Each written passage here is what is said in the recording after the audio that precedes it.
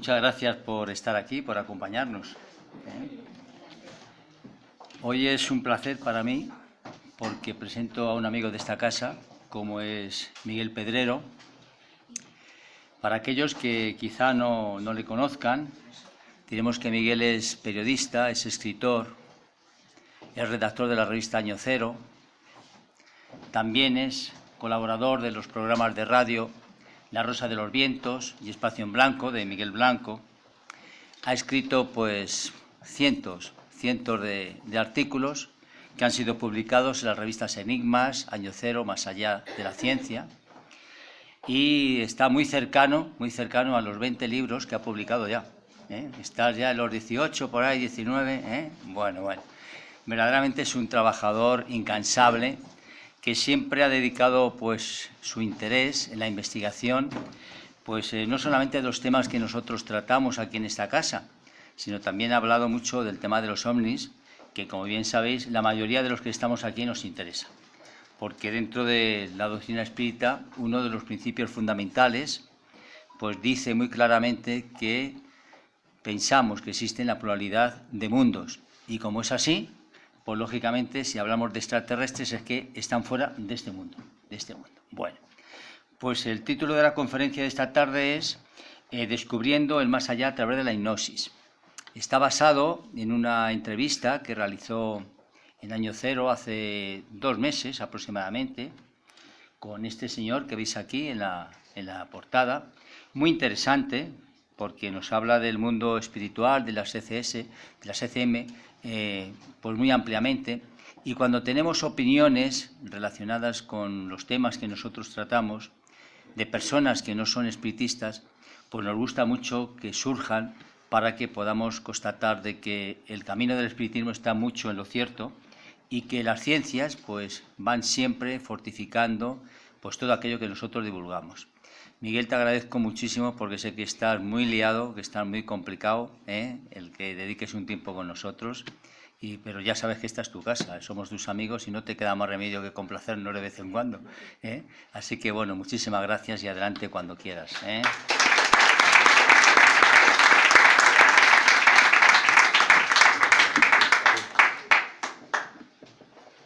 Bueno, hola a todos.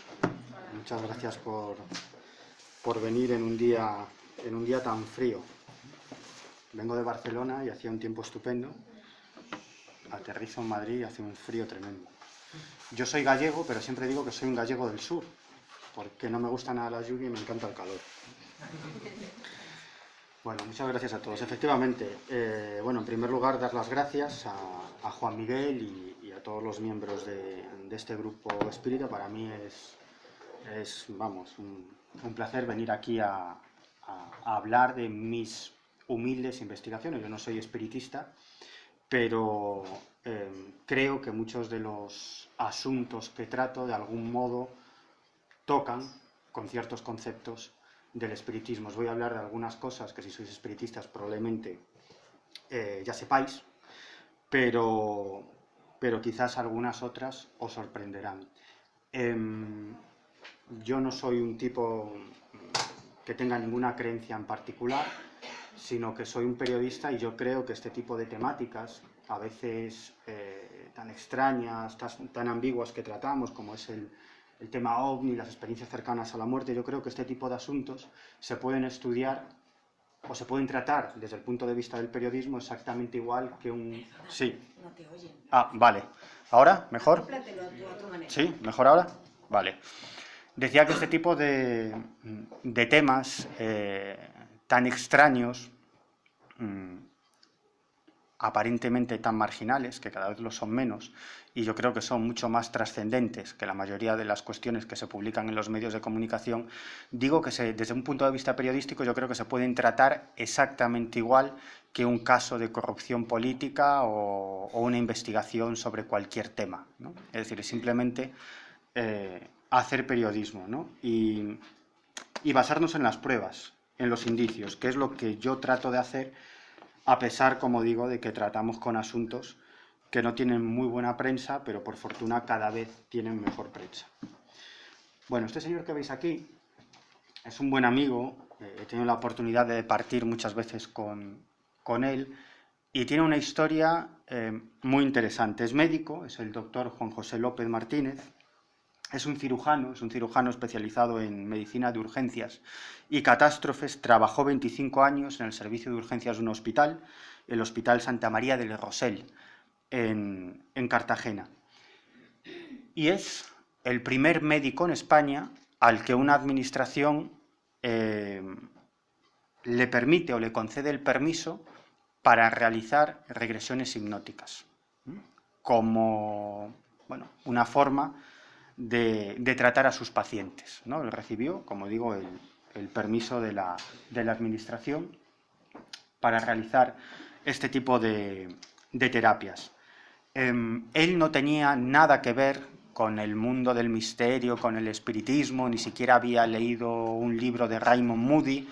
Él era un médico materialista formado en universidades españolas, y para él la terapia regresiva era simplemente una forma de llegar al pasado, a la niñez, a la juventud de determinadas personas que tenían fobias, que sufrían fobias, miedos. Era como llegar al origen de esas fobias, esos miedos, y tratar de desenredar la madeja para que se libraran de esos miedos o de esas fobias, o al menos vivir un poco mejor. Como os digo, él no creía en la reencarnación, ni siquiera se lo había planteado absolutamente nunca, y para él la terapia regresiva pues era un instrumento más de trabajo para tratar, como digo, con determinados pacientes, ¿no?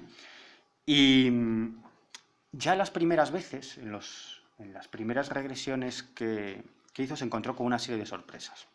Sobre todo le llamó la atención lo que le ocurrió con una paciente. Ella se llama Ana María. En esa época tenía 53 años, era una empresaria y tenía una determinada fobia, y estaba realizando con ella una terapia regresiva. Y en un determinado momento esta mujer le dijo: estoy muerto. Y el doctor Juan José López respondió: bueno, querrás decir en todo caso, estoy muerta. Y ella volvió a decir: no, estoy muerto. Y él me contaba que después de esa conversación un tanto sui generis, su primera intención era cortar de raíz esa regresión hipnótica y decir: bueno, la saco de ese proceso regresivo y ya está. Pero por curiosidad decidió continuar. Y esta mujer le empezó a contar que era un niño, que ya estaba recordando que era un niño de 8 años, que iba vestido de marinerito, que era de madrugada y estaba boca abajo en el agua, y ella estaba viendo su cuerpo desde cierta altura, es decir, que había fallecido, ¿no? Le cuenta que en realidad ha fallecido a causa de un naufragio. Tanto él, es decir, este niño de 8 años, como otra serie de personas que viajaban en un barco, y que todos habían fallecido, que todos estaban ahogados, ¿no? El doctor Juan José López le pide que retroceda un poco más hacia atrás, unos días hacia atrás, y ella dice que está en Marsella en el año 1640. Y que es un niño de 8 años, y que va a empezar un viaje en barco con su padre, que es vendedor de especias. Con su padre y con otra gente en un barco. Un viaje muy largo, y que está muy emocionado, ¿no? Se da la circunstancia de que el doctor José López es aficionado a la navegación. Entonces comenzó a preguntarle ciertas cosas, ¿no? Ciertas cosas sobre la estructura del barco, la maniobrabilidad. Y resulta que respondía acertadamente, cuando en teoría esta mujer no sabía absolutamente nada de navegación. Esto, le empezó a llamar la atención, ¿no?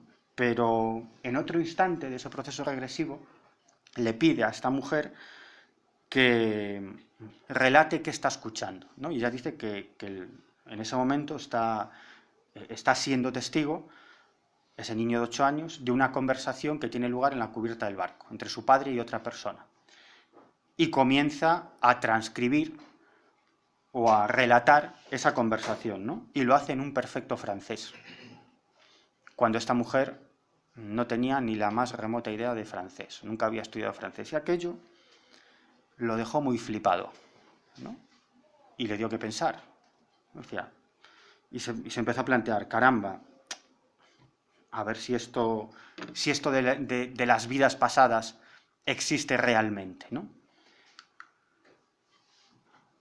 De momento, o hasta el momento, hasta el día de hoy, ha realizado más de 6.000 regresiones hipnóticas a unas 2.000 personas, es decir, unas 3 sesiones por cada individuo. Y es autor de 2 libros muy interesantes que yo os recomiendo, que se titulan La respuesta está en el alma y El eterno presente del alma, donde básicamente lo que narra son sus experiencias con varios de sus pacientes, experiencias de vidas pasadas. Él hoy en día está convencido, está completamente convencido de que no solamente existe vida después de la vida, sino de que existe la reencarnación, de que vivimos otras vidas en diferentes cuerpos, ¿no? Él me decía que la terapia regresiva no es como se pueda plantear. Antes a la entrada me preguntaba una persona si yo practico hipnosis. No, yo no practico hipnosis, pero la terapia regresiva tampoco es hipnosis. En el fondo, me decía el doctor Juan José López y otras personas que realizan esta técnica con las que he tenido la oportunidad de hablar, que en realidad es provocar un estado de relajación profunda en la persona. De ese modo, la persona puede entrar en lo que se ha dado en llamar un estado alterado de conciencia, que en el fondo no deja de ser más que esa relajación profunda, y a partir de ahí lo que él trata es de que los pacientes conecten con una emoción, esa emoción que les causa un problema, una fobia, una determinada cuestión psicológica, un miedo, ¿no? Se trata de que conecten con esa emoción y a partir de ahí él tira del hilo para llegar al origen de ese problema. Ese origen puede estar en esta vida, en el pasado, es decir, en la infancia, en la juventud, incluso en el vientre materno. Él también me contaba, esto ya sería otra cuestión, que algunos pacientes son capaces de recordar sus experiencias en el vientre materno y que de ahí viene el origen de algunos miedos y de algunos problemas psicológicos, ¿no? Pero bueno, esta sería otra cuestión. Esas fobias, esos miedos pueden estar en esta vida o pueden estar en otras vidas, ¿no? El sujeto, es decir, el paciente, siempre tiene el control de la situación, el control de los acontecimientos. Es decir, él no va a decir algo que no quiera decir, ni va a revelar algo que no quiera revelar, ni puede ser jamás manipulado por el terapeuta, ¿no? Es decir, que en el fondo no es hipnosis, sino que es un estado de relajación profunda. Y dice que estos retazos, estos recuerdos de vidas pasadas suceden de forma espontánea. Es decir, que no hace falta forzar mucho la situación, no hace falta forzar la máquina, sino que en un determinado momento un paciente está trabajando con él en terapia regresiva y de pronto empieza a contar una o varias vidas. Y que esto sucede en el 100% de los casos, prácticamente en el 100% de los casos, independientemente de la ideología, del color político, del nivel cultural o incluso de las creencias religiosas del sujeto. Es decir, incluso entre agnósticos y ateos. Es decir, entre aquellas personas que no saben o no se plantean si hay vida después de la vida, o incluso los ateos, los que creen que todo es materia y cuando fallecemos todo esto se ha acabado. Pero a mí lo que me interesaba de esta historia, porque sobre regresiones a vidas pasadas se ha escrito mucho y hay mucha información, a mí lo que me interesaba era un aspecto, yo creo, para mí por lo menos, más atractivo o algo más desconocido, ¿no? Y es el espacio entre vidas. Es decir, si el terapeuta es capaz de llevar al paciente a una vida pasada, en esa vida pasada se supone que el paciente ha fallecido y ha vuelto a ocupar otra carcasa física, otro cuerpo. ¿Qué pasa en el medio? ¿No? Es lo que se ha dado a llamar el espacio entre vidas, ¿no? Y eso es algo que también le interesa mucho al doctor Juan José López, es saber qué pasa en ese estado, en ese espacio entre vidas, ¿no? En cierto modo, de una forma quizás un tanto amarillista, incluso si queréis, se trata de saber cómo es el más allá, ¿no? O hasta qué punto podemos saberlo, utilizando la terapia regresiva, ¿no? Y él me contaba algunas cosas absolutamente sorprendentes. Me decía, mira, lo primero que me sorprende es que las personas, cuando me están relatando el modo en el que han fallecido en una vida pasada, son capaces de describir los síntomas correctos de esa muerte, aunque no tengan ni la más mínima idea de medicina. Es decir, una persona que está falleciendo por ahogamiento en una vida pasada es capaz de describir sus sensaciones físicas que se corresponden con una muerte por ahogamiento. O, por ejemplo, me hablaba de... No solamente de ahogamiento, me hablaba también del caso de muertes por hemorragia masiva, ¿no? Que eso es algo que les llamaba muchísimo la atención, pues a causa de un accidente, a causa de un disparo, a causa de una herida con arma blanca, ¿no? Y él decía, es que los pacientes me describen esa sensación de adormecimiento, esa sensación de entrar como una especie de sueño dulce, esa sequedad en la boca. Es decir, todas son características, todos son descripciones correctas de una muerte por hemorragia masiva, ¿no? Y dice, y así sucede en todos los casos. Es decir, que eso es algo que llama muchísimo la atención. ¿Cómo puede saber esta persona, que no tiene ni la más remota idea de medicina, cómo es una muerte por ahogamiento o qué síntomas que siente la persona cuando está falleciendo por hemorragia masiva, ¿no? Aquí viene la gran pregunta. ¿Qué relatan en realidad? Vale, eso está muy bien. ¿Y qué pasa, ¿no?, cuando fallecen? Yo creo que esto es lo interesante, ¿no? Es investigar hasta cierto punto cómo es ese más allá. Dice que en el 100% de los casos, o prácticamente en el 100% de los casos, las personas ven su cuerpo desde cierta altura. Esto, como sabéis, es algo también muy característico de las experiencias cercanas a la muerte, ¿no? Es decir, lo siguiente que describen cuando están en ese proceso de terapia regresiva y narran que fallecen en una vida pasada, lo siguiente que cuentan, no, estoy viendo mi cuerpo desde cierta distancia.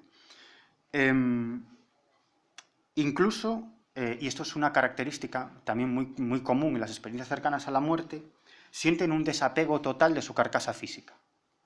Es decir, no les interesa nada. Es decir, hace nada, aparentemente estaban ahí dentro, ahora lo ven ahí y lo ven casi como una cosa, ¿no? Como, esto no soy yo, ¿no? Y no me importa qué pase con esto, porque esto no soy yo, ¿no? Eso es muy interesante. Lo siguiente, luz, ¿no? La descripción de la luz. Todos describen un túnel, una luz al fondo, también una característica típica de las ECMs, o seres de luz, ¿no? Encuentros con seres de luz que desprenden una luminosidad absolutamente maravillosa y sobre todo una sensación también indescriptible de paz y amor. Y yo que he tenido la oportunidad de hablar con muchísimas personas que han vivido una ECM, todos me relatan lo mismo, ¿no? Y sobre todo cuando el doctor Juan José López me decía, en este punto de la experiencia o en este punto del viaje al más allá surge un problema, ¿no?, que él denomina problema de la inefabilidad. Es decir, la incapacidad de describir con palabras lo que se siente en el otro lado, ¿no? Esa sensación de paz, de amor, de tranquilidad, esa luz que ofrece es una paz enorme, ¿no? Algo que no existe en la Tierra. Por lo tanto, como los seres humanos, en realidad lo que hacemos básicamente es comparar cosas, y cuando experimentamos algo que no tenemos con qué compararlo, surge un problema, el problema que él llama de la inefabilidad, que es una característica común también de las experiencias cercanas a la muerte, esa incapacidad para describir lo que está pasando. Otra característica que me decía el doctor Juan José López que le llamaba muchísimo, pero muchísimo la atención. Los pacientes, en ese proceso regresivo, describen una visión de 360 grados, que es una característica también muy común de las experiencias cercanas a la muerte. Es como tener una visión total, ¿no? Nosotros no nos podemos imaginar cómo es eso de tener una visión de 360 grados, ¿no? Ver todo por todos lados. No lo sé. Pues eso es lo que describen. Y él me decía que no es posible sacarse de un plumazo estas declaraciones de las personas que entran en un proceso regresivo echando mano de un tipo de alucinación. No tiene sentido. Y más le llamó la atención cuando él, en el ejercicio de su profesión, de la medicina, sobre todo él que trabajó durante tantísimos años en el servicio de urgencias de un hospital público, él se encontró con muchos casos de experiencias cercanas a la muerte, de personas que vivieron procesos de muerte clínica, ¿no? Y a él le sorprendía muchísimo esas similitudes entre lo que contaban sus pacientes en la terapia regresiva y lo que narraban algunas personas que habían vivido experiencias cercanas a la muerte, ¿no? Pero sobre todo, él quiso destacar una sensación o una característica de estas experiencias, ¿no? Y me lo describió de la siguiente manera: la innata capacidad que tenemos los seres humanos para amar y perdonar. Es algo con lo que se ha encontrado en muchas de esas sesiones de regresiones a vidas pasadas, ¿no? La capacidad de perdonar incluso a esa persona que ha provocado tu muerte, ¿no? Es como si esto fuese un juego o un teatrillo y una vez que abandonamos esto, ya, pues en cierto modo tratamos de olvidar ciertos rencores, ¿no? O al menos las personas que quieren hacerlo al final consiguen hacerlo, ¿no? Por eso él me hablaba de esta innata capacidad de amar y perdonar siempre que la persona quiere avanzar en su proceso evolutivo, ¿no? Esto es lo que él me contaba. Como os decía, en ese otro lado predomina la luz, una luz blanca, una luz de belleza indescriptible. También entramos ahí en ese problema de la inefabilidad. Luego me contaba un aspecto curioso, que muchos de sus pacientes, y recordad que han realizado hasta el momento más de 6.000 regresiones a más de 2.000 pacientes, es que algunos describen, o una buena parte, describen a seres de luz con otras tonalidades, no blancas, sino amarillas, azules, verdes. Él dice, yo no tengo una respuesta a eso, no sé qué demonios es eso, pero quizás seres en diferente escala, no lo sé, la verdad es que no lo sé. Bueno, este señor que veis ahí, ¿sabéis quién es? A lo mejor por su foto no sabéis quién es, pero estoy seguro de que algunos de los que estáis aquí se ha leído al menos un libro de este señor. Se llama Michael Newton. Él es el autor de un libro que es El destino de las almas, ¿no? Que estoy seguro. ¿Alguien lo ha leído?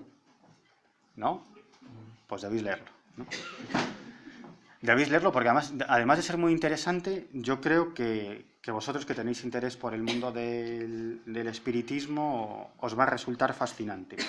El doctor Michael Newton es psicólogo, es doctor en psicología. Como os digo, es el autor de varios libros, pero el fundamental, el clásico, es El destino de las almas, que se publicó en España en el año 2008. Si no me equivoco, la editorial es Arcano Books, publicado en el año 2008. Y él se especializó en esto de la terapia regresiva y realizó también muchísimos miles de regresiones. Y en un momento determinado decidió hacer un experimento a largo plazo, ¿no? Un experimento que a mí me parece interesantísimo. Él tiene cientos de pacientes, ¿no?, con los que ha realizado esta terapia regresiva. Entonces eligió a 55 pacientes. Aquellos 55 pacientes, digamos que entraban mejor en ese proceso regresivo, es decir, que tenían una facilidad especial para recordar sus vidas pasadas. Y con esos 55 pacientes, durante muchos meses, trató de llevarlos a ese espacio entre vidas, para que describieran cómo era el más allá, ¿no? Y como consecuencia de toda esa experimentación, ese libro que os acabo de decir, El destino de las almas, publicado en España en el año 2008. Y una de las cuestiones que les pedía a varios de los pacientes cuando describían, en cierto modo, cómo era el más allá, en cierto modo, ¿no?, porque también es cierto que el doctor Juan José López me decía que hay dos problemas. Uno, el problema ese de la inefabilidad, es decir, que el paciente es incapaz de describir lo que está experimentando porque no tiene con qué compararlo, con lo cual es muy difícil. Ese es un problema. Y otro, claro, es decir, nosotros interpretamos ese más allá también con lo que conocemos, es decir, con el más acá, ¿no? Y claro, entonces se pierde mucha información, porque también las preguntas que yo hago tienen que ver con lo que sé, y con lo que sé, cómo es el más acá, ¿no?, este mundo en el que vivimos. Entonces siempre caes en un antropocentrismo, digamos, en preguntar desde tu punto de vista o desde lo que tú conoces, pero es que no tenemos otra posibilidad porque no conocemos otras cosas, ¿no? Y una de las cosas que les pedía el doctor Michael Newton a sus pacientes era que trazaran como la descripción, como las descripciones que hacían del más allá, a veces eran demasiado vagas o los pacientes decían, es que no puedo describir esto, no sé cómo describirlo, pues decidió utilizar otra técnica, ¿no? Cuando estaban en ese estado alterado de conciencia, en esa relajación profunda, les ponía un folio delante y un boli. Dice, a ver, hazme un esquema, hazme, en cierto modo, esto es un titular muy periodístico, estos que a mí me encantan, el mapa del más allá. Algo así. Y entonces, bueno, pues se sorprendió Michael Newton en que algunos realizaban ese esquema utilizando más o menos los mismos símbolos en la misma posición, ¿no? Unas crucecitas, unos cuadrados, unos círculos para describir los grupos de almas, ¿no? Y toda una serie de cuestiones. El caso es que el doctor Juan José López acababa de comprarse en Barcelona, él venía de un viaje a Barcelona, y se acababa de comprar el libro, que el libro había salido a las librerías hacía 1 o 2 días, ¿no? Y se lo había leído del tirón, claro, tema que le interesaba mucho, ¿no? Obviamente.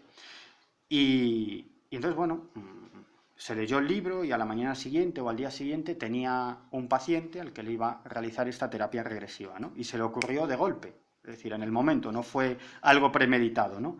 Entonces, como se había leído el libro de Michael Newton, le pidió a este paciente que le puso un folio delante, hizo el mismo ejercicio que hacía Newton con su gente, con sus pacientes. Bueno, no me lo describas, píntame cómo es el más allá, ¿no? Y claro, se quedó absolutamente sorprendido, me decía, es que la similitud de lo que este dibujó con lo de los pacientes de Newton se acercaba al 80%, o sobrepasaba el 80% utilizando los mismos signos, los cuadradillos. Decía, ¿cómo es posible? ¿No? ¿Puede tener esto alguna explicación psicológica? No lo sé, pero aquello le llamó mucho la atención. Y cuando sacó a este paciente de esa terapia regresiva, de ese estado alterado de conciencia, le dijo, oye, ¿tú conoces el libro de Michael Newton? Y dijo, ¿quién es ese señor? Obviamente no lo había leído, ¿no? Además de que no tenía ningún interés especial por esta cuestión, el libro, este paciente no sabía inglés y el libro se acaba de publicar en español hacía poquitos días, ¿no? Con lo cual era muy difícil que en este caso pudiéramos echar mano pues, a un recuerdo de haber leído ese libro, o sea, no había nada de eso. Y como os digo, esto le llamó muchísimo la atención. Me comentó también otra anécdota muy curiosa, porque él decía, joder, yo me afanaba, ¿no? Yo presionaba a los pacientes, ¿no? O sea, yo los presiono para intentar saber, ¿no? Pero ellos comienzan a tirar balones fuera, ¿no? Se sienten tan bien. Está ese problema de la inefabilidad, ¿no? Y entonces él los presiona, ¿no? Muchas veces los pone pero dime, ¿no? Pero cuéntame, ¿cómo es? ¿Con qué lo comparas? Es decir, que sería casi os diría un interrogatorio, ¿no? Entonces un paciente le dijo, mira, te voy a explicar cómo es esto. Dice, esto es, lo que ocurre es que tras desencarnar nos vamos a un hospitalillo. Un hospitalillo con habitaciones individuales. Y ahí reposamos durante un tiempo para recuperarnos de nuestra existencia en la Tierra. Y él dijo, ya voy entendiendo, continúa. Y el otro le dijo, mira, que no hay ni hospitalillo ni habitaciones, ¿no? Esto te lo digo para que tú entiendas algo, pero esto no es así, ¿no? Ni hospitalillo ni habitaciones, ¿no? Entonces dijo, bueno, me quedo casi tal como estoy, ¿no? Una de las cuestiones más interesantes de llevar a las personas en esa terapia regresiva al espacio entre vidas, es decir, al más allá, es el proceso de encarnación, ¿no? Es decir, de existir, cómo se produce ese proceso de encarnación, cómo uno elige quién va a ser su madre, dónde va a nacer, o incluso los retos a los que tendrá que hacer frente en la vida. Entonces, él me decía, después de tantas regresiones, le decía, a mí me da la sensación de que en el otro lado lo que prima es el libre albedrío. Es decir, que en el fondo nadie obliga, ¿no? Sino que somos nosotros los que al final elegimos con plena conciencia y responsabilidad. En el otro lado el tiempo no existe, o sea, que a nadie le importa que no estemos preparados, ya estaremos preparados. Es el individuo con cierta responsabilidad o con responsabilidad, o cuando consigue ese grado de responsabilidad, el que elige a su madre, el propósito de su existencia y los retos a los que tendrá que hacer frente.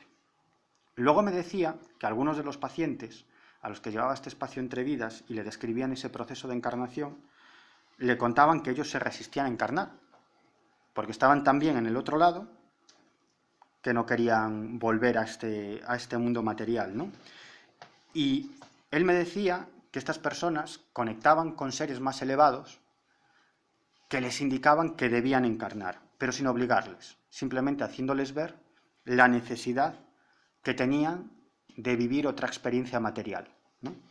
Y finalmente eran estas las propias personas las que se convencían, las que se autoconvencían de que efectivamente debían volver a la Tierra para seguir con su experiencia material. Algunos no querían hacerlo y tardaban más tiempo, ¿no? Así que podemos hablar de tiempo, ¿no?, en el otro lado. Muchas veces les preguntaba, ¿cuál es la razón por la que has elegido que esa sea tu madre, ¿no?, nacer en esta familia, que esa mujer sea tu madre? ¿Cuál es la razón? Y él me decía, las razones son infinitas, ¿no? Puede ser que hay asuntos pendientes con esa persona o con miembros de la familia o con personas en las que te encontrarás en tu vida, para aprender, retos o problemas que uno debe superar, es decir, que para ayudar a esa persona, incluso, es decir, para crecer juntos. Es decir, que las razones son múltiples, son infinitas, y no hay una razón determinada y una razón concreta, sino que para cada individuo, digamos, las razones son diferentes. En realidad, el doctor Juan José López no es el único que ha hecho esto, ¿no? o el único que ha tratado de trazar un mapa del más allá echando mano a este tipo de técnicas, a las terapias regresivas o a otras. Hay personas, hay investigadores que se esforzaron en comprender cómo era ese más allá, echando mano de las descripciones de médiums, por ejemplo, ¿no?, para tratar de averiguar qué es lo que pasaba cuando fallecemos. Uno de estos investigadores es un parapsicólogo que se llamaba Hans Holder, y este hombre también intentó trazar un mapa del más allá, echando mano, pues, sobre todo de declaraciones de médiums, experiencias de médiums que habían contactado con supuestos espíritus, ¿no? Y Hans Holder contaba que en realidad en el más allá, cuando fallecemos, somos acompañados por familiares o amigos, vamos a una especie de centro de recepción, entendedme bien las palabras, ¿no? Aquí las palabras nos limitan, ¿no? Que es cierto que hay como una especie de casa de reposo o un periodo de reajuste, y que en un primer estadio o en un primer nivel, digamos que ese más allá vendría a ser muy similar al nuestro, pero con algo menos de densidad material, pero que en el fondo es prácticamente lo mismo, aunque hay bibliotecas, hay centros donde uno puede aprender y hay una naturaleza exuberante, ¿no? Pero en el fondo todavía podemos seguir realizando actividades que realizábamos en este mundo material, ¿no? Seguimos siendo nosotros, con nuestro carácter, nuestra personalidad, y la finalidad en ese primer estadio, en cierto modo, en esos primeros estadios, sería desprendernos de nuestras necesidades físicas, ¿no? Que ese mundo material, poco a poco, se vaya desvaneciendo. Es decir, es como si ciertas personas se desapegaran muy rápidamente de su existencia terrenal y otras necesitaran mucho más para desprenderse de esas características físicas, ¿no? Es decir, que todo depende de las personas. Bueno, este es un medium muy conocido, ¿sabéis quién es? James Van Praagh. Sí. Es un medium muy conocido que también ha escrito varios libros que está muy bien. Aquí, obviamente, estamos tratando un terreno muy resbaladizo, muy pantanoso, ¿no? Porque tanto en las regresiones como en las descripciones de los médiums, pues no podemos decir que esta sea la prueba definitiva de cómo es el más allá, ¿no? Sino que, bueno, si ahondamos en esto, os podría hablar de muchas otras cosas, ¿no? Pero, bueno, no es el momento. Es decir, que en realidad nadie sabe cómo es el más allá, pero que, bueno, vosotros sabéis que los seres humanos tenemos una necesidad innata de saber, de conocer, ¿no? Y entonces nos buscamos las vueltas para intentar conocer. Ahora, vaya usted a saber hasta qué punto esa es de verdad la realidad, ¿no? Pues Jan Sebastian decía que ese mundo, ese primer estadio, en realidad está hecho de nuestros deseos y nuestras creencias, ¿no? Y de nuestras necesidades. Es decir, que en el fondo es un mundo creado por nosotros mismos a nuestra imagen y semejanza, porque necesitamos todavía vivir en ese espacio físico, ¿no? No estamos preparados, digamos, para dar ese salto. En el momento que nos desilusionamos o nos desinteresamos de ese mundo material, de ese mundo terrenal, desaparece y surge un aspecto más elevado de la conciencia, ¿no? Bueno, aquí no me voy a detener mucho. Si no sabéis quién es este hombre, ya cojo y me voy. Si no sabéis quién es este, ya me voy. No, bueno, es Allan Kardec, ¿no? Que os voy a contar que no sepáis, ¿no? Pues según Kardec, la información que él pudo obtener de infinidad de médiums, no todos reencarnamos en nuestro planeta, sino que podemos hacerlo en otros planetas. Hay incluso algunos que no reencarnan, sino que continúan ascendiendo en la escala evolutiva, y así hasta finalmente unirnos con el principio de todo, con el origen de todo, que sería Dios, del que nosotros, en cierto modo, también formaríamos parte, ¿no? Fijaros, tanto en los casos de experiencias cercanas a la muerte como en esas descripciones de pacientes en terapia regresiva, describen lo mismo, aunque con diferentes palabras, de ese encuentro con la luz, ¿no? Algunos dicen, eso que os explicaba, ¿no? Que sentía una paz, un amor indescriptible. Otros dicen, es como estar verdaderamente en casa, ¿no? Otros dicen, es que esa realmente era mi casa, ¿no? O yo formo parte de la luz, ¿no? El viaje a este mundo terrenal, a este mundo material, es simplemente un breve lapso de tiempo, un tránsito, ¿no? Pero yo realmente a donde pertenezco es a la luz, ¿no? Yo creo que lo he dicho aquí en alguna ocasión, no lo sé, es como si en realidad todos fuéramos chispas divinas, ¿no? Que es decir, que Dios no fuese algo externo a nosotros, sino que todos nosotros en realidad fuésemos Dios o formáramos parte de Dios, ¿no? Que en su necesidad de aprender y de experimentar necesita vivir diferentes experiencias, hasta que finalmente vamos regresando cada vez más a ese origen, el principio de todo, y quizás ahí vuelve a empezar otra vez la rueda, ¿no? Una rueda quizás sin fin, ¿no? Un simbolismo también muy oriental, ¿no? La rueda que nunca termina, ¿no? La rueda infinita, ¿no? Bueno, este señor que veis aquí, ¿sabéis quién es? Es Friedrich Myers. Él murió en el año 1901. Él fue uno de los grandes investigadores de todos los tiempos sobre este tipo de cuestiones, sobre la mediunidad, experiencias cercanas a la muerte, encuentros con fantasmas. Él perteneció a la Sociedad de Investigaciones Psíquicas de Londres. Y como os digo, en esa época, desde mediados del siglo XVIII hasta, como os digo, hasta el año 1901 en el que falleció, realizó contribuciones absolutamente extraordinarias, ¿no? A veces nos pensamos que sabemos más que nadie, y cuando leemos las obras de esta gente de hace más de 100 años, nos damos cuenta que para nada, ¿no? Que nos sobrepasaban y nos superaban con sus trabajos en mucho. Y el caso es que Myers le había dicho a varios de sus amigos que cuando falleciera se iba a comunicar con el más acá a través de mediums, ¿no? Para contar, para narrar cómo era ese otro lado, ¿no? Y es cierto que hay muchas personas o muchos mediums que aparentemente han mantenido contactos con Myers, ¿no? Que es una especie de... Si cuando vivía era un cronista del más allá, desde el más acá, ahora parece que se ha convertido en un cronista del más allá, pero desde el más allá, ¿no? Desde el lugar de los hechos, ¿no? Es decir, como tiene que hacer un buen periodista, ¿no? Contar las cosas desde el lugar de los hechos, ¿no? Pues él es algo así, él vendría a ser un cronista del más allá, desde el más allá, ¿no? Y él dice que cuando fallecemos hay, digamos, o aparentemente eso es lo que dice, a través de determinados medios, ¿no?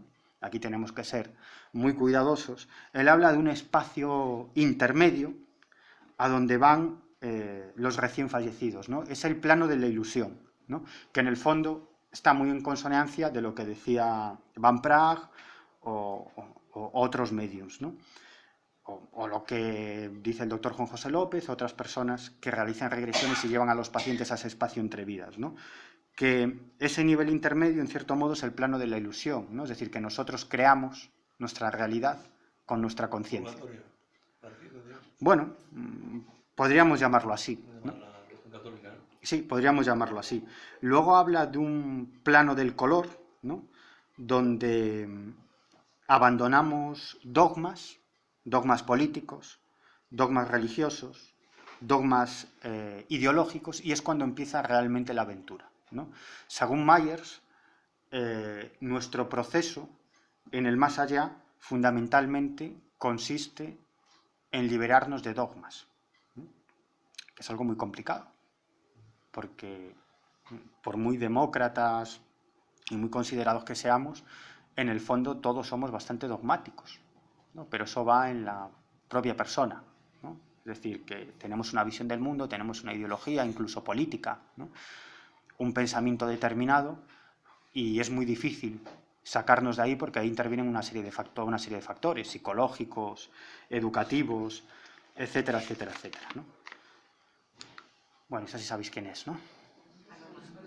Sol Blanco Soler, ¿no? Sol Blanco es muy buena amiga y yo creo que es una persona que se recordará muchísimo, que su trabajo se recordará muchísimo, ¿no? Porque ella sigue esa tradición de Myers y otros investigadores, ¿no?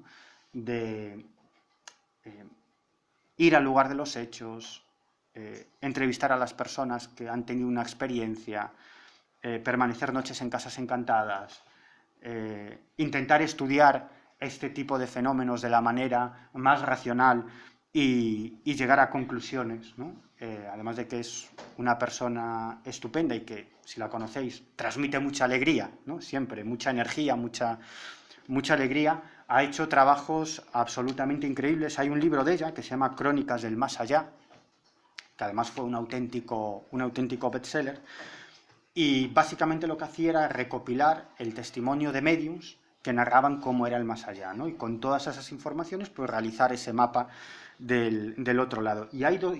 Y si leéis su libro, yo creo que hay dos mensajes fundamentales, ¿no? que a uno le quedan tras leer ese libro. Que en el otro lado no estamos en la nube tocando el arpa, es decir, que no perdemos el tiempo, es decir, que seguimos existiendo y seguimos aprendiendo, y sobre todo eso, la segunda parte, que seguimos evolucionando, es decir, que no perdemos el tiempo, que seguimos aprendiendo y que seguimos evolucionando. Bueno, eso es otra cosa que os comentaré en otro momento. En realidad, fijaros, en el caso de Michael Newton, la persona que os he dicho antes, el psicólogo que realiza esas regresiones a vidas pasadas, él dice que en ese proceso de elección de una nueva existencia, uno está tutelado por una especie de consejo que ayuda en la elección de esa encarnación, es decir, la elección de esa madre o de ese entorno en donde uno va a nacer. Es decir, el objetivo es desarrollar una misión de aprendizaje. Él dice incluso que hasta cierto punto el espíritu es capaz de saber hasta cierto punto cómo se va a desarrollar su vida, hasta un determinado momento, y que esto no es un examen. Es decir, que cuando ese espíritu está en el otro lado con ese consejo o con esas entidades superiores que tutelan, nadie nos hace un juicio sumarísimo, nadie nos hace un examen, ¿no? Sino que que no importa el tiempo, no importa nuestros fracasos, no importa cuántas veces fracasemos. Lo importante es que finalmente logremos superar ese reto. Pero no importa si es en una encarnación o en 50 millones, ¿no? Que eso es lo que no tiene importancia. Es decir, que nadie nos da un tirón de orejas y que no somos sometidos a un examen. Bueno, os podría contar muchísimas más cosas, pero creo que hasta aquí sí que me gustaría que hicierais preguntas o comentarios. Yo doy por hecho que muchos de los que estáis aquí sabéis mucho más de este tema que yo. Yo simplemente soy un periodista que entrevisto a gente y recopilo historias y testimonios, pero quizás vosotros, que sois espíritas y que sois mediums, tenéis ese contacto más cercano con el otro lado, ¿no? Y como digo siempre, en toda conferencia o en toda charla, a mí una de las cosas que más me interesan y que más me encantan es escuchar las experiencias que han tenido con este tipo de temas, de experiencias cercanas a la muerte, encuentros con familiares fallecidos, etcétera, etcétera, las personas, ¿no? Y que, como esto se está grabando, siempre doy mi correo electrónico, ¿no? Que me pueden escribir a miguelpedrerog@gmail.com,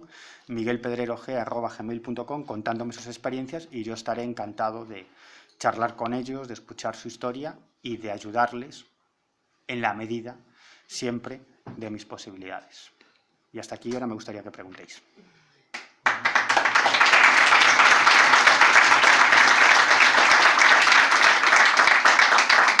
Que preguntéis o que hagáis comentarios o que me inventéis la plana, ¿no? Lo que queráis.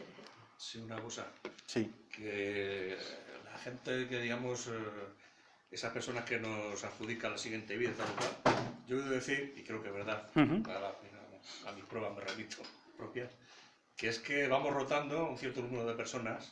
En una vida somos familiares, padres, primos, tal cual, pero somos las mismas personas que vamos rotando en esa misma familia, ese mismo entorno. Sí, es como si fuese Yo recuerdo una vida pasada que había mi padre que era amigo mío.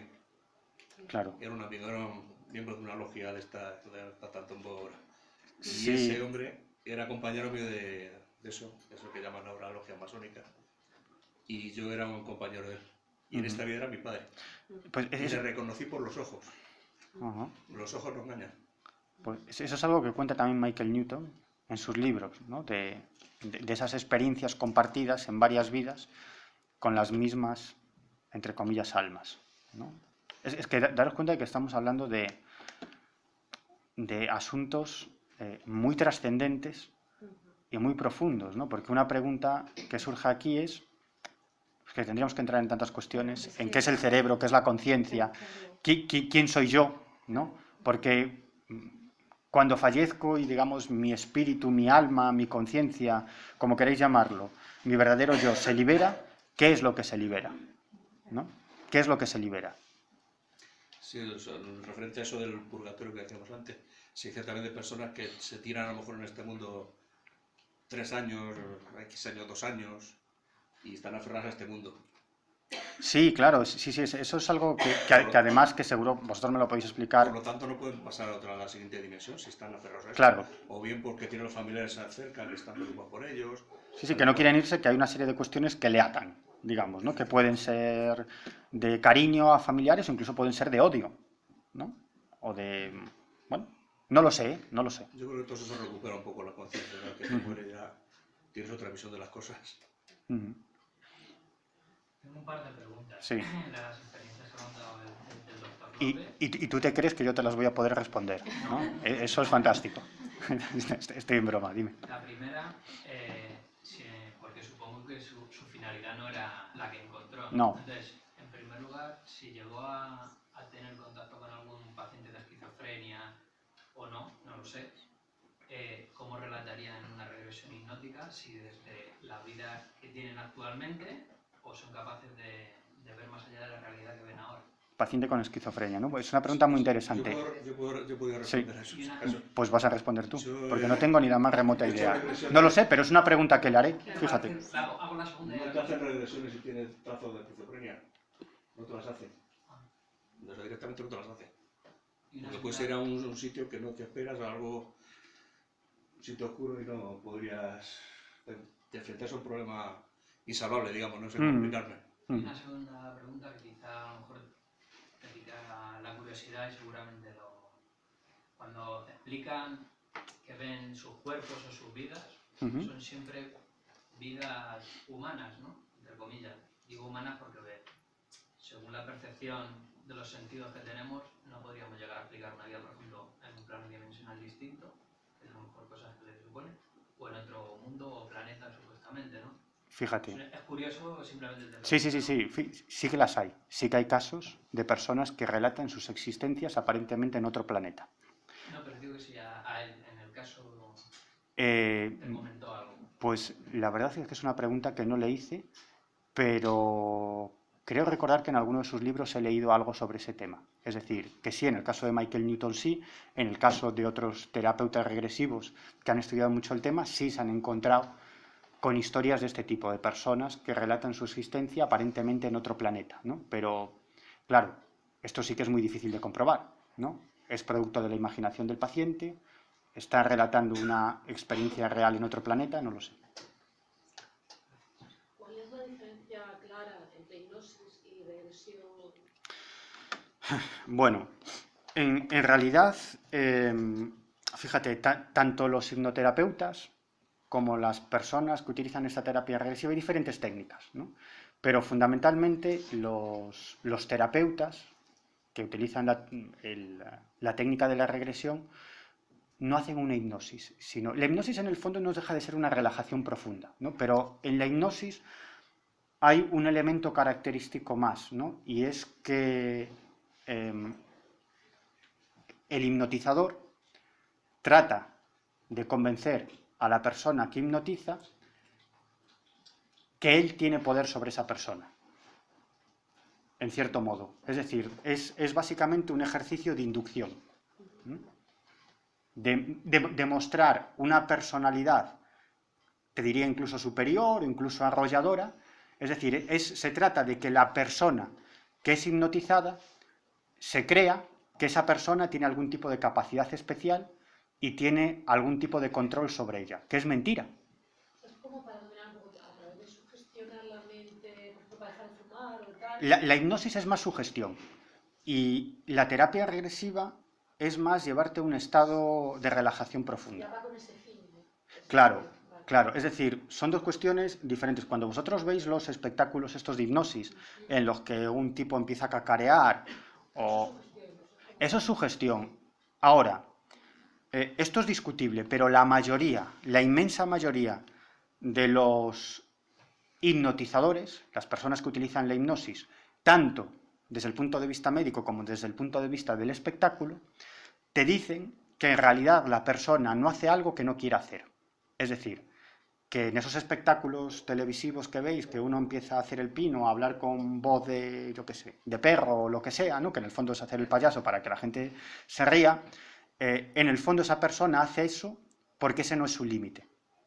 Sí, porque en cierto modo, porque es que lo quiere hacer, ¿no? Quiere entrar en ese show, quiere entrar en ese mundo, ¿no? Pero, y no hay nada que hacer, ¿no? Y de hecho, si os fijáis, en muchos de estos espectáculos de hipnosis hay personas, como tú dices, que en determinado momento se bloquean y salen de ese proceso hipnótico porque hay algo que no quieren hacer. No, porque no quieres.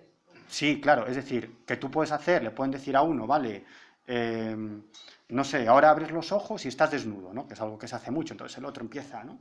Vale, estoy desnudo, ¿no? Y empieza a avergonzarse, no sabe cómo ponerse y tal, pero si le dice, no, mira, ahora das un salto y te tiras al vacío, ¿no? Pues no lo hará, ¿no? Es decir, que en el fondo uno siempre tiene el control de los acontecimientos. Esto, como digo, está en discusión, porque sabéis que esto de la hipnosis se ha utilizado incluso, esto sería otro tema muy amplio, en cuestiones de operaciones militares y espionaje, ¿no? Incluso para crear asesinos hipnoprogramados, ¿no? Con una orden poshipnótica. ¿Vosotros habéis visto las películas, las pelis de Burr? Pues en el fondo es eso, de Matt Damon, ¿no? En el fondo, las películas de Burr lo que te cuentan es el proyecto MKUltra, ¿no? Una de las finalidades del proyecto MKUltra de control mental era el de crear asesinos hipnoprogramados, es decir, que realicen una determinada acción, en este caso eliminar a una determinada persona, después de una determinada orden poshipnótica, y que luego se olviden de ese crimen o de ese asesinato. No es como el asesino perfecto, ¿no? Pero sí os he de decir que la mayoría de los hipnoterapeutas con los que yo he hablado me dicen que eso no es posible. Que eso no es posible. Que si un individuo hace eso es porque tiene la intención de hacerlo, pero que nadie te puede obligar a hacer algo que tú no quieres hacer mediante la hipnosis. Mira, yo he visto en buenas posiciones que has traído, yo nunca conocí a Alan Kardec, pero a este otro investigador de 1900 no lo conocía. Lo que sí considero que está hoy en día muy divulgado, pues, por ejemplo, como el doctor primero, José María López, yo tengo un libro de él, Sí, sí. pero este tipo de personas son, digamos, racionalistas que en su práctica de pronto se han encontrado un paciente que les hablaba en francés. Entonces, este otro tipo de investigadores que pertenecen a órdenes herméticas, es decir, se ponen una distancia social, nunca van a ser bestsellers como los otros, son realmente los investigadores serios que creen que han hecho en su vida muchísimas investigaciones de telepatía, de telequinesis, son verdaderos investigadores. Entonces, tú cuando te pones que te gustan estos temas, te encuentras que se le da mucha voz, por ejemplo, a este tipo de obras de nuevos terapeutas, que sí, que habrán hecho muchas regresiones, pero este tipo de personas son racionalistas. Han venido a este mundo gracias a unos pacientes que les han abierto las puertas a este tipo y aún así se cachondearían de un medio. Pero decirte, no son personas realmente serios como pudiera ser Alan Kardec o como ese investigador que generalmente están en órdenes herméticas, porque socialmente, sinceramente, no es tan fácil que la sociedad se abra en profundidad a una experiencia psíquica profunda. Yo no estoy de acuerdo, no estoy de acuerdo contigo. Yo pienso que se le está dando mucha voz a una serie de personas que realmente pues son racionalistas, que están vendiendo libros y que se han encontrado en su práctica un hombre hablando francés, cuando a lo mejor este señor de 1900 ya sabía eso doble y triplemente. A ver, aquí... A hacer experiencias parapsíquicas bien fuertes, el tema de las cartas. Mira, aquí es que entramos, mira, aquí entramos en varias cuestiones. En el caso del doctor Juan José López... Bueno, yo leo libros muy antiguos, ya, del psiquismo superior, de Francia, por ejemplo, y a mí veo que hay gente que redobla 20 veces claro. a lo mejor A ver, lo que ahora se lleva. mira, déjame responderte. Lo he dicho antes, ¿no? Que a veces nos creemos que descubrimos la pólvora y nos vamos a los libros o a los trabajos de gente como Myers, que murió en el año 1901, y nos damos cuenta que ellos han hecho trabajos incluso mucho más interesantes, ¿no? Cuando ahora contamos con más medios. Eso lo he dicho antes. Pero te aseguro que en el caso del doctor Juan José López y de otras personas a las que yo he entrevistado, evidentemente son racionalistas, pero a mí me parece bien que sean racionalistas, es decir, que utilicen la razón para llegar a conclusiones, pero sí te puedo asegurar que no se ríen absolutamente de nadie y que escuchan a todo el mundo con respeto, independientemente de que luego estén más de acuerdo o menos de acuerdo, o más en desacuerdo o menos en desacuerdo, pero te aseguro que escuchan a toda la gente, a todas las personas, y las tratan con respeto, y porque esa es realmente una actitud científica, es decir, tener una mente abierta, escuchar todo y a partir de ahí investigar y llegar a conclusiones. Respecto al tema de los bestsellers, te he de decir que los bestsellers son contados con los dedos de una mano. Es decir, que cualquiera que escriba sabe que en la mayoría de las ocasiones, vamos, ni el esfuerzo ni el dinero que inviertes en escribir ese libro lo recuperas jamás. Ese es el caso, por ejemplo, del doctor Juan José López. Es decir, si la finalidad de sus libros fuese el tema monetario, pues directamente no escribiría ningún libro y se dedicaría a cuestiones mucho más rentables, ¿no? Porque no está pagado lo que puede vender de un libro con el tiempo y el esfuerzo que es realizar tantas terapias regresivas, leer tanto, documentarse tanto, llegar a tantas conclusiones. Por lo tanto, en el caso del doctor José López, si escribe estos libros es porque quiere transmitir algo, pero no porque espere hacerse millonario, porque ni mucho menos se gasta mucho más dinero en la investigación de sus libros que lo que le reportan sus libros. Y te lo digo yo, que he escrito unos cuantos y he hecho grandes negocios con los libros, ¿eh? O sea, grandísimos negocios, ¿no?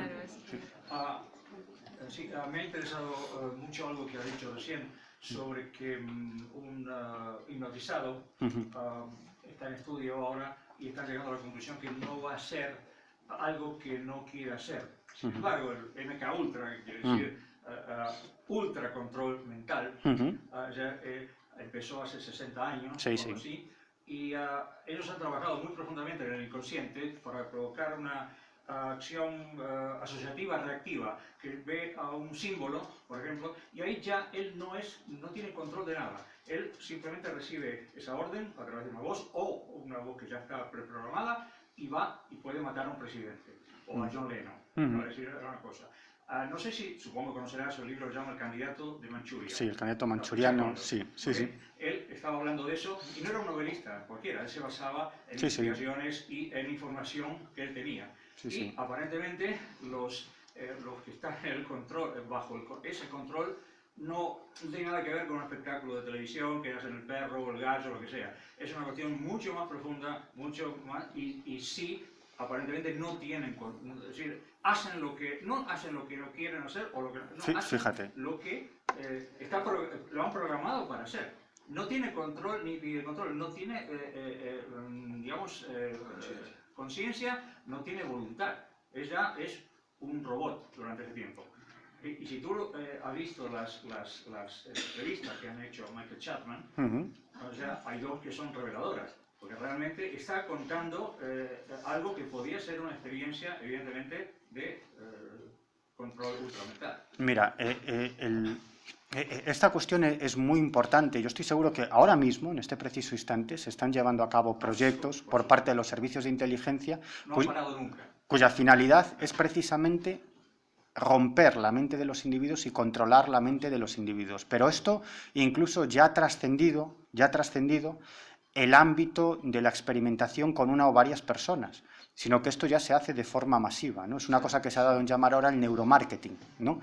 Que es algo absolutamente increíble. Es decir, y aquí entran cuestiones vinculadas al mundo de la publicidad, al mundo comercial, al mundo de la política, al mundo de los medios de comunicación. En el fondo se trata de estudiar con la última tecnología que tenemos el funcionamiento del cerebro, y una vez que sabes cómo funciona el cerebro, tratas de aplicar ciertos planes para controlarlos. Pero no estoy hablando de la acción sobre una persona, sino que estoy hablando de una acción masiva. En publicidad del año 50. Es decir, es marketing, es publicidad, pero utilizando este aspecto del neuromarketing. Y se han llegado a conclusiones, bueno, absolutamente increíbles. Recomiendo un libro que se llama Buyology, que es de un tipo, uno de los máximos expertos en marketing mundiales, que trabaja para grandes marcas, para las marcas más importantes, y que utiliza la resonancia magnética y otras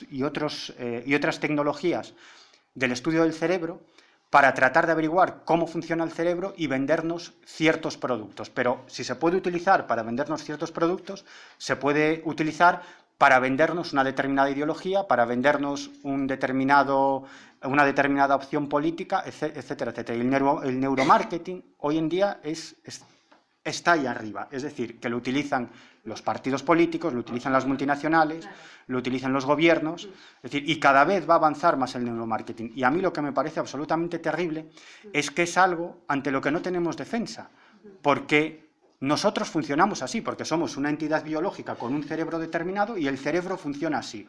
Y cuando tú eres capaz de desconstruir el cerebro y saber cómo funciona, tienes todas las herramientas para manipularlo en campañas de prensa, en campañas políticas, en ofrecer determinados mensajes. Y es algo ante lo que no tenemos defensa, aunque estemos avisados, porque en realidad nuestro cerebro funciona así.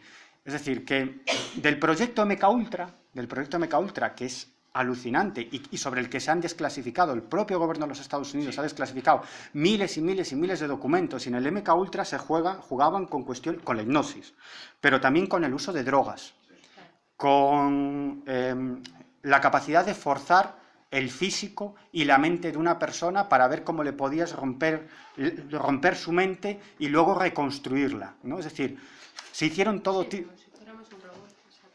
de cosas. Se trabajó con implantes cerebrales y hoy en día se está trabajando con implantes cerebrales, ¿no? Fijaros, en el año 1994, Bill Clinton, que entonces era presidente de los Estados Unidos, se vio obligado a hacer una comparecencia pública y pedir perdón a los ciudadanos de los Estados Unidos por una serie de experimentos que habían salido a la luz hacía poco tiempo, los informes habían sido desclasificados, incluso se había creado una comisión en el Congreso de los Estados Unidos. Que se sepa, a unas 23.000 personas, a unos 23.000 estadounidenses, se experimentó con ellos sobre determinados aspectos. Por ejemplo, la capacidad o la reacción del cuerpo humano a la radioactividad. Y se experimentó en hospitales, se experimentó en cárceles, se experimentó en colegios, se experimentó con embarazadas. 23.000 personas, de las cuales muchas acabaron falleciendo por los efectos de la radioactividad, ¿no? Y esos informes han sido desclasificados. Como digo, hubo una comisión parlamentaria en los que varios de los afectados tuvieron que ir a testificar y el propio presidente de los Estados Unidos entonces, año 1994, Bill Clinton, pidió perdón a la nación y dijo que eso nunca más se iba a volver a repetir. Ahora, de lo que poco se habló es de que muchas personas que fueron a testificar a esa comisión del Congreso de los Estados Unidos confesaron que no solamente habían experimentado con ellos el tema de la radioactividad, ¿no?, sino que también habían experimentado con ellos sobre todo tipo de cuestiones vinculadas con el control mental. Es decir, que eran conejillos de indias a los que se utilizaba para radioactividad, para temas de control mental, etcétera, etcétera. Y eso quedó ahí, olvidado, pero muchos de ellos contaron cosas absolutamente increíbles, incluido la introducción a través de sus fosas nasales de ciertos implantes cerebrales, ¿no?, para el control. Esto se lleva haciendo desde los años 50. Hay un doctor, el doctor José Manuel Rodríguez Delgado, que lograba manejar en los años 50 a unos monos a los que les conectaba una serie de implantes.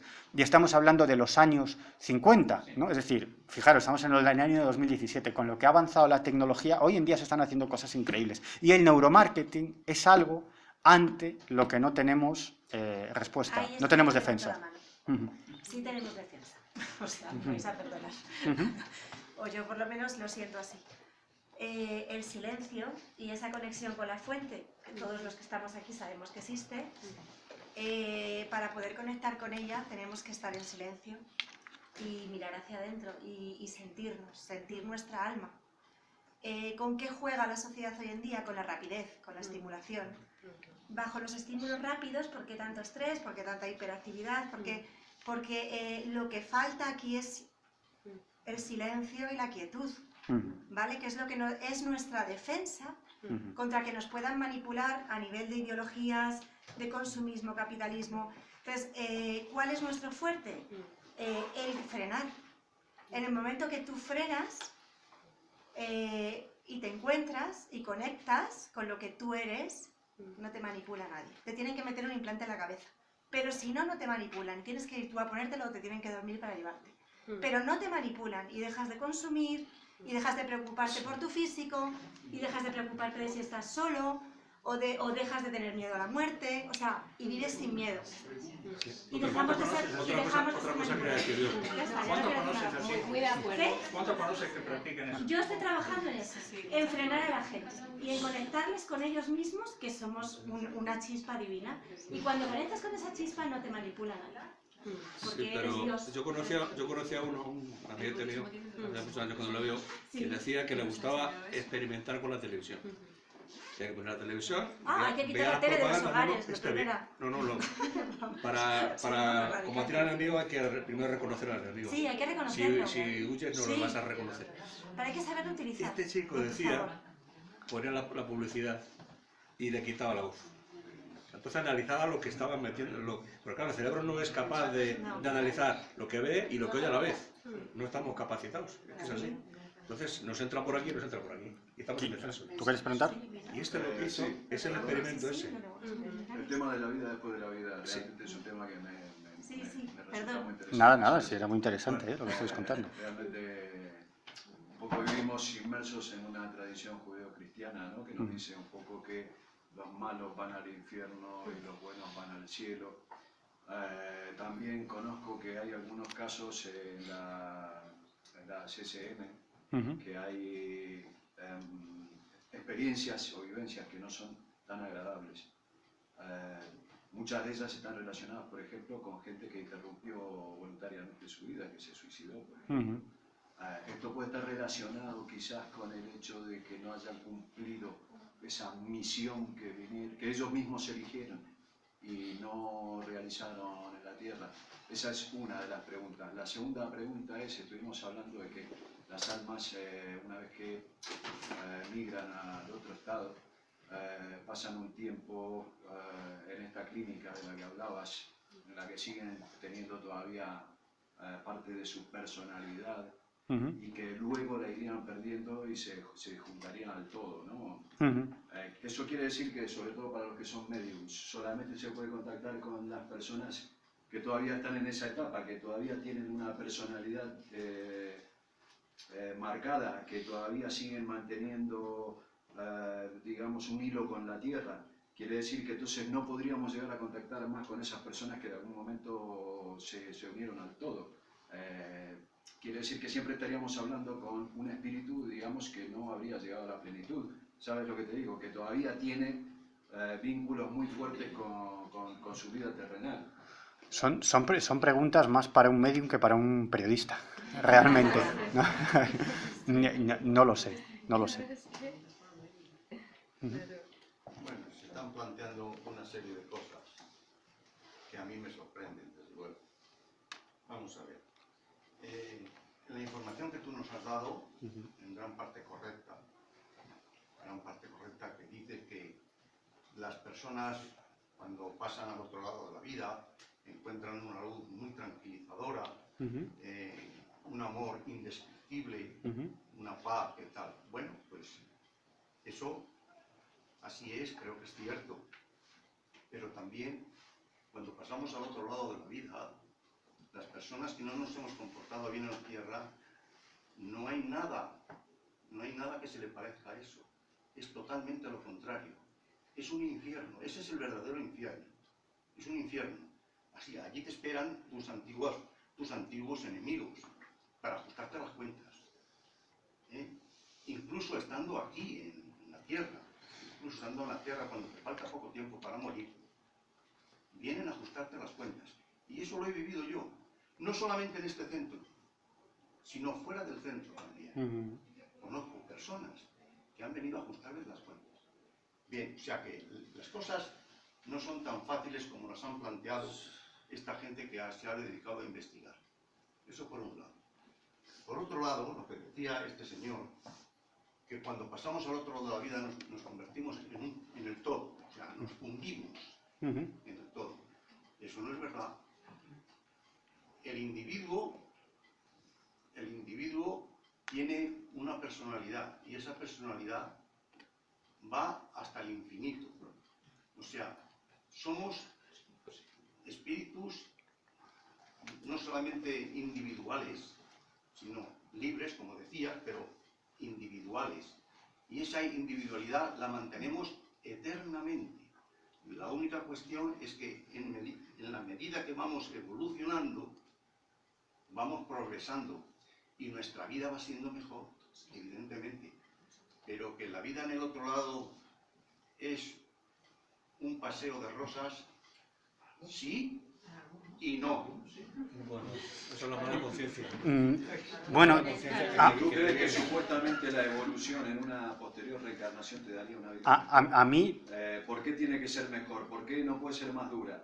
De alguna manera las personas que tuvieron un espíritu más sacrificado, como Gandhi o Jesús, pasaron por pruebas muy duras y supuestamente tenían espíritus mucho más elevados, si lo vamos a llamar de esa manera. No tiene por qué necesariamente tu reencarnación ser mejor o darte mejores vivencias que las que tuviste en una vida anterior, porque en realidad venimos aquí a aprender y a pagar pruebas, ¿no? A pasar pruebas. Así es. Así es. O sea, vamos a ver, yo te podría contar algunas experiencias que hemos tenido aquí. Bueno, efectivamente, hay espíritus que vienen para rescatar, la mayoría, venimos para rescatar los malos hechos que hemos cometido anteriormente en otras vidas. Esto es evidente. Venimos a rescatar y algunos conseguimos algo, otros se consigue poco. Pero hay otros que vienen con misión. Estos son los menos. Hay quien viene como Jesús vino con una misión y como otros que han venido con una misión y vienen a cumplirla. Esos son espíritus elevados. Nosotros no somos tan elevados para eso. Bueno, esto, ¿cómo vamos de tiempo? ¿Ya? Sí, va bien. Un ratito, vale. Yo creo que esto es lo mejor que le puede pasar a un periodista, ¿no? Que cuente una serie de historias y al final, y al final esto dé pie a que... Todos tenemos fantasmas dentro. No, a que quien escucha o quien lee o quien lo ve o lo que sea, discuta sobre ello y realice sus propias investigaciones. Yo al fin y al cabo solo soy un periodista que entrevisto a gente y saco conclusiones, ¿no? Yo creo que estamos entrando en cuestiones muy profundas. Yo no sé si existe ese infierno. A mí me gustaría más que fuera, no sé si es así, yo te digo, a mí me gustaría más que fuera la propia conciencia del individuo, ¿no? Como has dicho tú, no, pero no lo sé, no tengo ni idea. No existe ni el cielo ni el infierno. Son estados mentales. Pero repito una vez más, cuando un individuo se comporta muy bien en la Tierra, efectivamente, la vida que vive en el otro lado de la vida es indescriptible para bien. Pero cuando un individuo se ha comportado mal en la Tierra, también es indescriptible para mal. Indescriptible para mal. O sea, le están esperando y le hacen la vida imposible. Y vienen destrozados. Simplemente te digo eso. Quizás sea para reencarnarse antes y seguir avanzando y pasar al otro lado. Hay quien, como decía... O sea, me refiero, porque si yo he sido mala y voy ahí y me encuentro eso, me vengo aquí rápido. Para enmendar lo que he hecho. No existe estado permanente, ni de sufrimiento ni de felicidad. Hay estados que sean permanentes. Pero si decidimos venir para seguir aprendiendo, y yo me he portado muy mal, mi aprendizaje es hacia el otro lado. Quizás esa dureza incluso sea buena. Es como el que está en un sitio donde tiene mucho dolor y me va a ayudar a venirme cuanto antes, aquí otra vez, para volver a seguir adelante. Con lo cual no sea malo encontrarme con toda esa oscuridad, porque me hace venir antes. Vamos a ver, yo creo... Pero es nuestra propia conciencia. Ya que estáis preguntando cosas no hay entes por el que...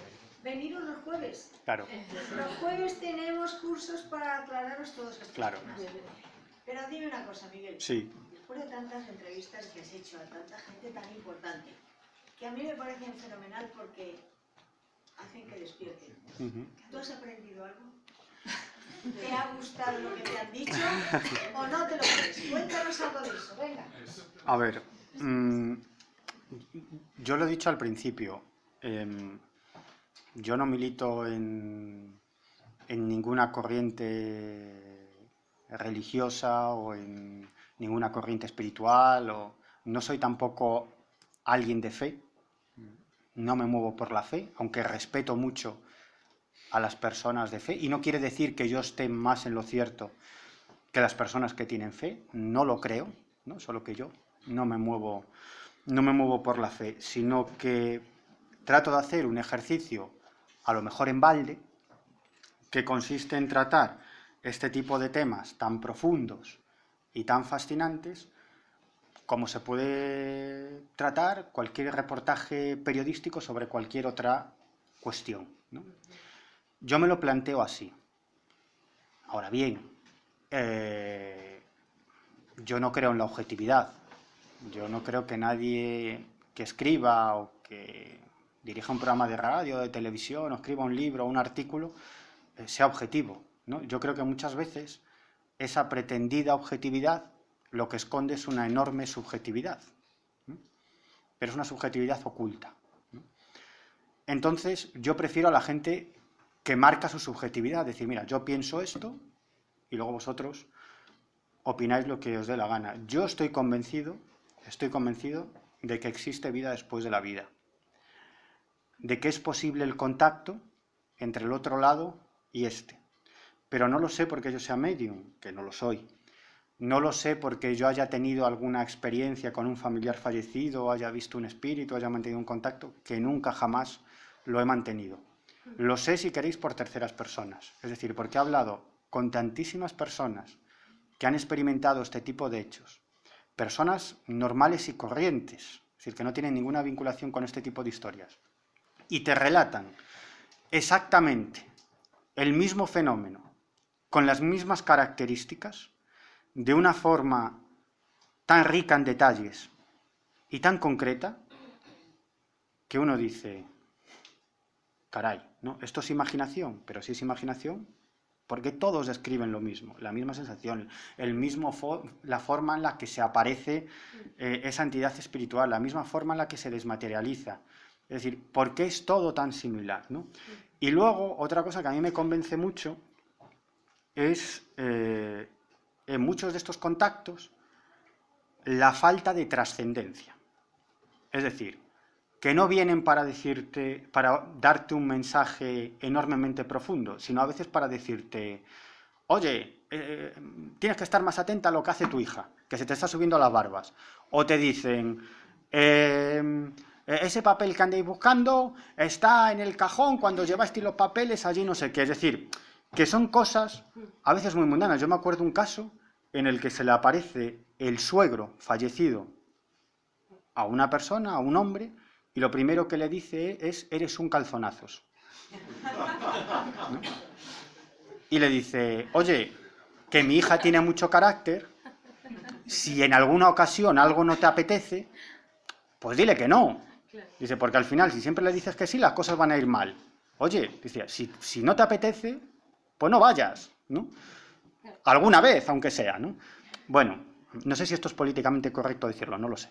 Pero, es decir, que es un poco de risa. Yo a veces digo que los casos de apariciones, entre comillas, fantasmales, es decir, personas que han fallecido y se presentan ante sus seres queridos, no son casos de la cripta del terror, por mucho que en los medios se intente presentar con una música tétrica y oscuridad y tal. A veces cuando van a lugares abandonados, ¿no?, buscando psicofonías y tal, yo pienso, joder, ¿por qué no van de día? Y así no se tropiezan con nada. O por lo menos enciende una linterna, ¿no? Vale.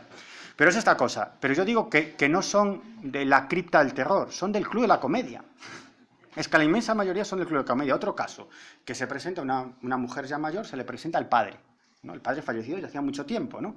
Entonces la mujer se asusta, dice, papá, ¿pero qué haces aquí? Tú no puedes estar aquí. Vete hacia la luz, vete hacia la luz. Papá, vete hacia la luz. Y el otro le contesta, ¿qué luz ni qué hostias? Atienda a lo que te tengo que decir, ¿no? O sea, son cosas de estas, ¿no?, que dices, son muy de andar por casa. O sea, son casos muy de andar por casa. Entonces, a mí esas características comunes me convencen mucho. Y los casos de experiencias cercanas a la muerte, que yo he tenido muchos debates con escépticos, con médicos escépticos, muchos debates en los que entramos en muchas profundidades, a mí hay un aspecto que es difícil de justificar desde el punto de vista racional. Es decir, que todo sea un proceso cerebral, que todo se pueda explicar por la química cerebral, por un proceso del cuerpo para defenderse o para hacer más llevadero ese proceso de dejar de vivir, que esta entidad biológica deje de funcionar. Es como si el cerebro creara una entelequia, un teatrillo, para hacer más factible ese proceso de desencarnación. Eso es lo que dicen muchos escépticos.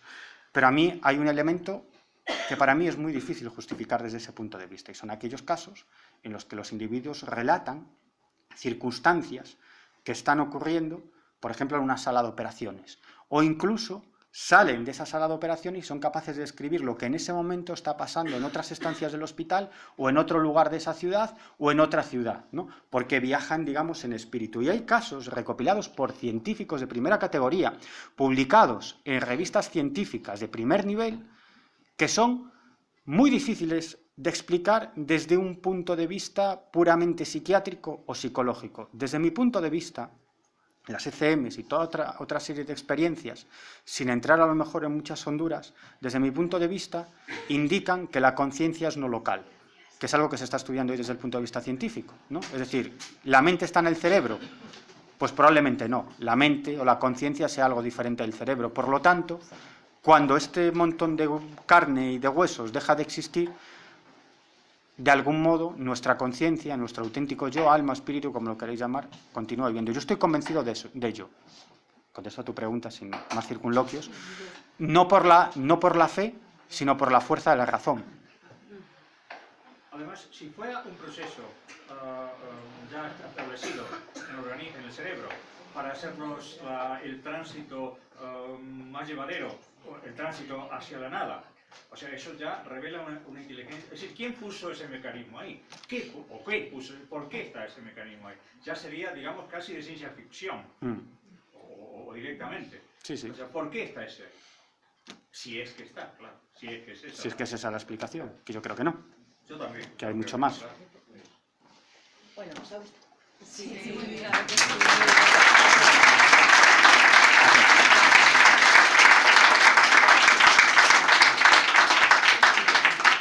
Pues eso, que se note, que se lo ha preparado. Sí, sí, muy bien. Mirad, es interesante, Sí. ¿sabéis por qué? Porque esas personas que estaban ahí eran médicos que han descubierto algo que no conocían, pero que leyendo sus libros muchos de vosotros despertáis. Y digo vosotros porque yo desperté hace mucho tiempo. Entonces, todo esto nos viene bien y él nos lo ha explicado estupendamente. Y ya habéis visto que en el fondo sabe que el otro lado de la vida existe, al cual vamos a ir todos más tarde o más temprano. Lo que hace falta es que lleguemos a un sitio bonito, agradable. Y lo vamos a conseguir porque todos somos unas personas estupendas, ¿no? Entonces, ¿qué hacemos? ¿Lo invitamos para que venga otro día o no? Yo encantado. ¿Eh?